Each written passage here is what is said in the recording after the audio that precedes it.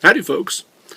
I've been sick for the last week with a bad cold, but I'm feeling better. At least I'm feeling better enough to make a video, and I thought I'd do one about sickness. According to some Christians, we shouldn't ever be sick. If we are sick, it represents a failure on our part. We haven't had enough faith, they may say, for if we had perfect faith, God would heal us. Some would see going to the doctor as a sign of bad or weak faith. It would be nice if we could all be healed instantly of any sickness or infirmity. It would also be a great evangelization tool if people saw that Christians never got sick. But the fact is that God allows sickness in our lives. Why he does so is part of the problem of evil, and it goes beyond what I can discuss in this video. But I want to show you biblical reasons why getting sick does not indicate a lack of faith, and why it's okay to go to the doctor. First, we know from Scripture that even very faith-filled people, even people who themselves worked miracles of healing, could get sick. One of them was St. Paul himself. In his epistle to the Galatians, he reminds them of a previous illness he had, saying, "You know that it was because of a bodily ailment that I preached the gospel to you at first." He had to stop his travels in Galatia because of an ailment, and so he ended up preaching the gospel to the Galatians. One might look at this and say, well, St. Paul's faith wasn't strong enough on this occasion to be healed. Really? I'd be very hesitant to accuse St. Paul of a lack of faith. But let's let that pass, because an even more informative passage is what he tells St. Timothy when he writes, "No longer drink only water, but use a little wine for the sake of your stomach and your frequent ailments."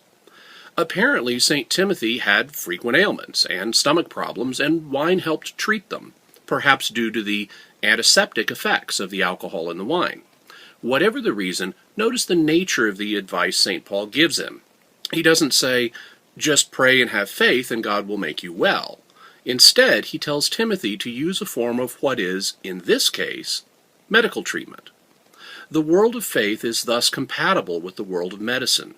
This is something that's brought out in a special way in the book of Sirach, which contains a very beautiful passage about the role of physicians and how faith and medicine go hand in hand. We read, "Honor the physician with the honor due him according to your need of him, for the Lord created him. For healing comes from the Most High. The skill of the physician lifts up his head, and in the presence of great men he is admired." Sirach also talks about the role of medicine and pharmacists. "The Lord created medicines from the earth, and a sensible man will not despise them. By them he heals and takes away pain. The pharmacist makes of them a compound. His works will never be finished, and from him health is upon the face of the earth." And Sirach talks about how faith and medicine go together. "My son, when you are sick, do not be negligent, but pray to the Lord and he will heal you. And give the physician his place, for the Lord created him. Let him not leave you, for there is need of him. There is a time when success lies in the hands of physicians, for they too will pray to the Lord, that he should grant them success in diagnosis and in healing, for the sake of preserving life." Now I just wish they'd find a cure for the common cold. By the way, if you like the information I've presented here, you should join my secret information club. In case you're not familiar with it, it's a free service that I operate by email.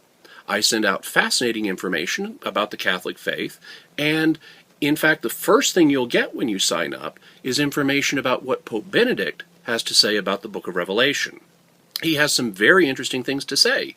If you'd like to find out what they are, just sign up at www.secretinfoclub.com.